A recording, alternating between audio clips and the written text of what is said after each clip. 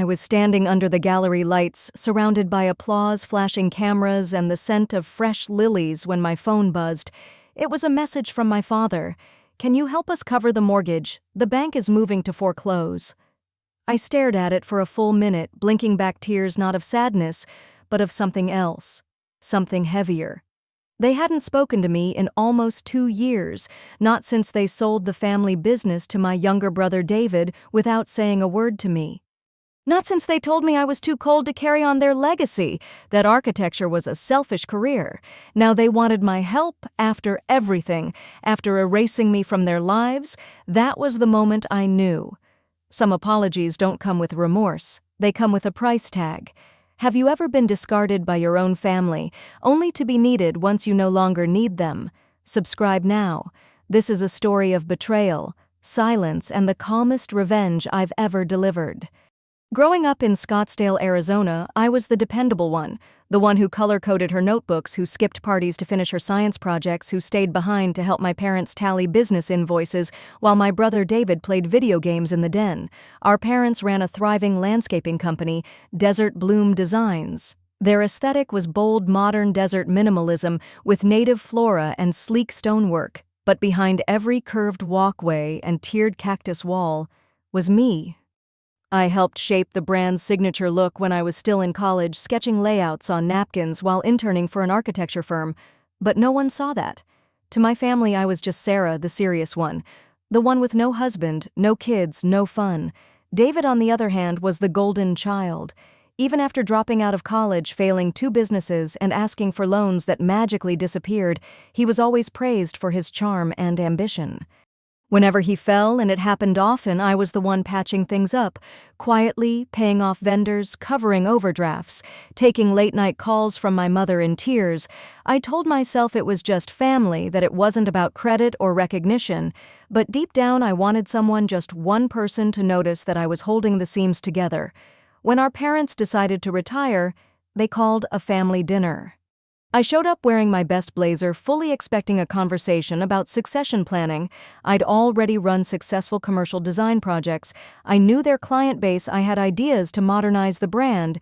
But then Dad raised his glass and said, "We've decided to pass the company to David. It's time the next generation takes over, Sarah. We know you've got your career to focus on." It wasn't just a slap in the face, it was an erasure. I sat there smiling through my wine glass, my stomach burning. I congratulated David, I hugged Mom goodnight, and then I went home, curled up on my couch and cried until my throat hurt, but I didn't fight it. I thought, let them learn. Maybe this was the lesson they needed. Spoiler alert, it was, but it cost them more than they ever imagined, and as they handed the keys to the wrong child, they unknowingly handed me something else: permission to finally walk away. The first 6 months under David's leadership were a masterclass in chaos. He rebranded the company, immediately calling it Bloom Brothers, despite the fact that he had no brother in the business and no experience running a real operation.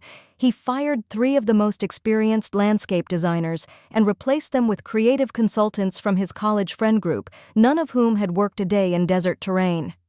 He poured money into a flashy new website, glossy business cards, and an office renovation complete with a neon sign that read, "Vibes first, profits later." I kept my distance. I didn't want to say I told you so. I didn't want to watch it burn. But word got around fast in Scottsdale's tight-knit design community.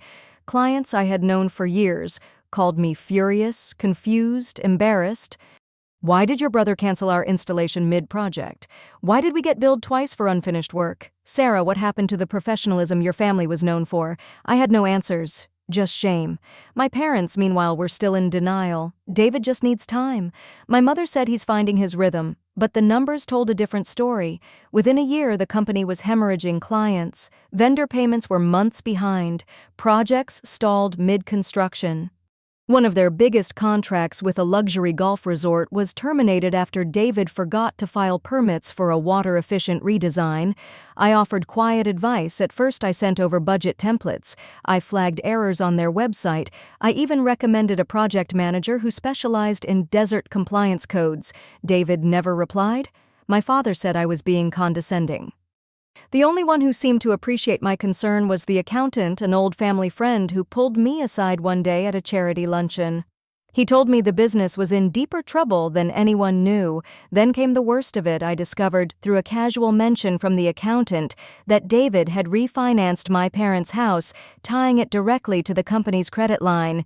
That meant if the business failed their home, the place they'd lived in for over 30 years was at risk. I asked my father if it was true. He hesitated, then nodded. It was the only way to keep things moving. Don't worry. It's temporary. Temporary. Just like their faith in me. I felt a familiar panic rise in my chest, but this time I didn't suppress it. I went home that night, opened up a blank spreadsheet, and began documenting every single dollar I had ever lent or gifted to David or my parents over the years. Plane tickets, utility bills, bailouts, silent repayments. Business loans I was never repaid, groceries, car repairs, emergency dental work. I found the receipts. I logged every wire transfer. I called my bank to verify dates. It wasn't bitterness, it was clarity. I needed to see it for myself, what I had done, what I had carried. And by the time I was done, one thing became painfully clear. They didn't just overlook me, they used me willingly, repeatedly, and without shame. But still, I didn't go to them. Not yet. Because I knew they weren't done asking. Not until they hit bottom, and that bottom was coming. It came 2 years after David took over. The business collapsed, not gradually but all at once, like a house with no foundation, finally crumbling beneath its own weight. Vendors filed lawsuits, clients threatened public complaints, the city revoked their landscaping license due to code violations, and then it happened. My phone rang at 7:03 a.m. It was my mother. Her voice was barely above a whisper. "They're taking the house, Sarah." The bank sent a final notice. I didn't speak, I just listened to her breathe. Then she said it. The thing I always knew would come. "Can you help us? Just to buy some time. Please." Later that day, they showed up at my studio, all 3 of them, Mom, Dad, and David. They looked tired, smaller somehow, like the heat of the desert sun had finally reached their bones. They didn't sit. They didn't make eye contact. David opened with a joke. "You look successful?" I didn't laugh. I didn't offer tea. My father cleared his throat and explained the situation. The house was tied to the business loan, which defaulted after a major client backed out. They needed $60,000 to keep the house, avoid a lien, and buy time to figure things out. I nodded. Slowly, calmly. Then I stood up, walked to a drawer, and returned with a manila envelope. I placed it gently on the table between us. Inside were 63 pages of documentation, wire transfers, bank statements, screenshots, notes, receipts, a full breakdown by category of every dollar I had given to this family since I turned 25. David flipped through the first few pages. His face turned pale. "What is this?" I looked him straight in the eye. "It's everything I gave, quietly, without contracts, without interest, just because I loved you." My mother reached across the table. "We didn't know Sarah. We never meant." But I stopped her with a look. "You knew enough to keep asking." My father, who had remained silent until then, finally spoke. "This isn't about numbers. This is about family. We're asking for help." I leaned back, voice steady. "I already helped. More than you even remembered. I paid my debt to this family many times over. Now it's your turn." David muttered something under his breath. I didn't ask him to repeat it. They left without another word. And I sat there alone in my studio as the sun dipped low behind the mountains, washing everything in a golden haze. I didn't cry, I didn't smile, I just felt empty. Not because I'd lost them, but because I realized I never really had them. That was the point of no return, and I wasn't turning back. After they left my studio that day, I didn't expect to hear from them again. And for a while, I didn't. No calls, no texts, just silence, the kind that felt more like a vacuum than peace. But in that stillness, something surprising happened. I exhaled. For the first time in years, I wasn't carrying anyone else's mess. I wasn't on call for emotional emergencies. I wasn't a backup plan. I was just Sarah. And that's when I started building something for myself. I took a sabbatical from client work and began conceptualizing a personal passion project, Desert Bloom Studios, not the family business, not their legacy, mine. I found an old Adobe-style building on the edge of town, long abandoned, crumbling in the corners. Most people passed it off as a teardown, but I saw potential. I saw beauty in its bones. Just like I had once seen in my family's company before it was hollowed out, I bought it in cash, quietly, no loans, no co-signers. Over the next 6 months, I poured everything I had into renovating it. The structure became a hybrid, part architecture gallery, part community space for women in design, and part creative sanctuary for midlife reinvention. No sponsorships, no external investors, just my vision and my discipline. I curated the gallery's first show myself, inviting local artists, designers, and small business owners, most of them women over 40 who had been underestimated, like I once was. The response was overwhelming. Press outlets picked it up. Architecture blogs wrote glowing reviews. The mayor's office reached out to partner on a sustainable cityscape initiative. And then came the moment I never saw coming. I was invited to speak at a sold-out design conference in downtown Phoenix. Topic: How to Rebuild. When no one believes in you, I said yes. That night, just before my keynote, I walked through the exhibit space one final time to ground myself. A staff member handed me an envelope, no sender, just my name on the front. Inside were 3 tickets to the event, reserved seats. Attached was a sticky note: Heard you're finally building something that matters. Can we see it? D. David. I didn't hesitate. I walked to the check-in table, crossed out their names, and re-released the seats to the public waitlist. The next morning, I got a message from my mother. We came by, but they said it was full. Could you have saved us a spot? I typed a reply, deleted it, then typed again. These seats were saved for people who saw my worth before the world did. I didn't hear back, and I didn't expect to. Instead, I returned to my studio where a group of high school girls were touring the space. One of them looked up at me wide-eyed and asked, "Did your family help you build all this?" I smiled, soft but firm. No, but they helped me realize I could do it without them, because sometimes the people who doubt you most are just clearing space for those who never will. And this time, I wasn't shrinking to make room for anyone, not even the people who gave me my name. 3 weeks after I turned down their request, the fallout finally hit. David was officially sued by 2 former clients over breach of contract. One of them was a luxury property developer with deep ties to the Arizona Business Bureau. It didn't take long for word to spread. Vendors lined up with claims. Photos of unfinished properties and overgrown lots circulated on social media. Someone even created a parody Instagram account called All Bloomed and Doomed, mocking his desert luxury disaster. The bank moved quickly. My parents were evicted from their home of 34 years. They relocated to a rental apartment, an aging complex near the freeway, far from the manicured community they once belonged to. I didn't reach out. I watched from a distance, not with satisfaction, but with a kind of cold clarity. For decades, I had absorbed every bruise, every insult, every omission, and I had done it silently. Not because I was weak, but because I thought love required silence. Now I was learning real love doesn't ask you to disappear, and real justice doesn't always look like vengeance. Sometimes it just looks like absence.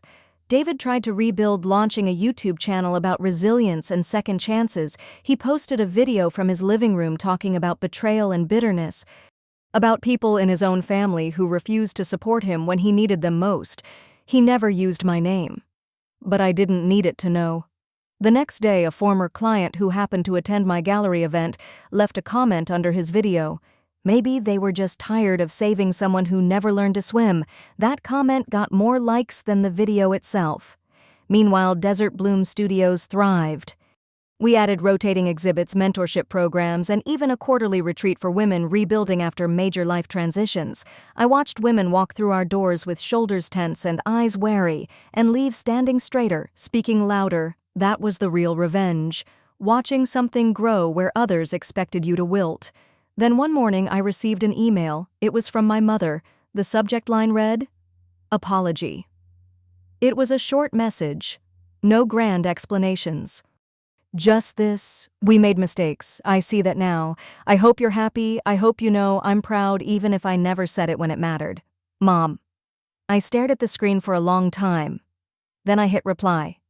"I am happy and I've found peace. I hope you do too." I didn't sign it. Love, Sarah? I didn't add a heart, I didn't offer to meet up, because closure isn't always a warm reunion. Sometimes it's just finally being okay without needing their permission.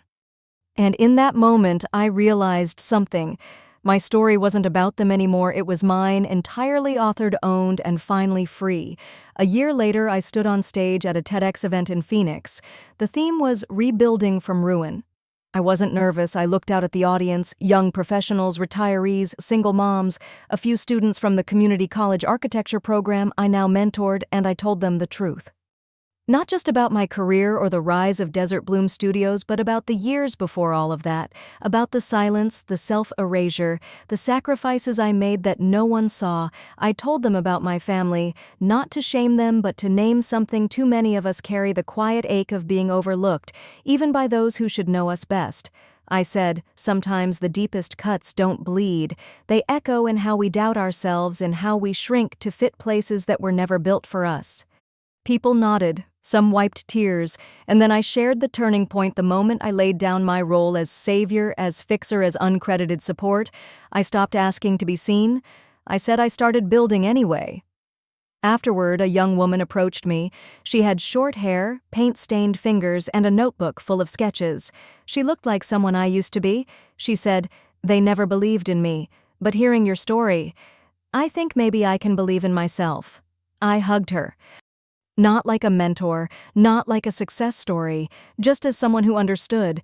Because here's what I know now: family isn't who claps the loudest when you make it, it's who stays beside you when there's nothing yet to cheer for. And if they don't, you build your own stage, you fill it with light, you let it bloom in the middle of the desert. That's what I did, and I wouldn't change a thing.